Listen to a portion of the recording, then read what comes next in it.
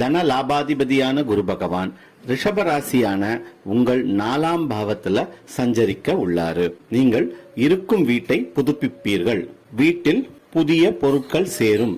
பழைய வண்டியை பழுது பார்ப்பீர்கள் அல்லது பழைய வண்டியை கொடுத்துவிட்டு புது வண்டி வாங்குவீர்கள். தாயாரின் உடல் நலனில் சற்று கவனம் தேவை. மாணவர்களுக்கு கல்வியில் ஆர்வம் அதிகரிக்கும். குரு பகவானின் சுப பார்வைகள் உங்கள் ராசிக்கு 8, 10 மற்றும் 12ஆம் பாவங்களில் விழுவதால் உங்கள் முயற்சிகள் பலிதமாகும். உடல் ஆரோக்கியமாக இருக்கும். எனினும் தினமும் உடல் பயிற்சி செய்வது அவசியம். அந்நியர்களின் ஆதரவு கிடைக்கும். வேலையில் இருந்து வந்த இழுபறி நிலை மாறும். வேலை இழந்தவர்களுக்கு நல்ல வேலை கிடைக்கும். தொழிலில் இருந்து வந்த முட்டுக்கட்டைகள் நீங்கி தொழிலில் ஏற்றம் ஏற்படும். செலவுகள் குறை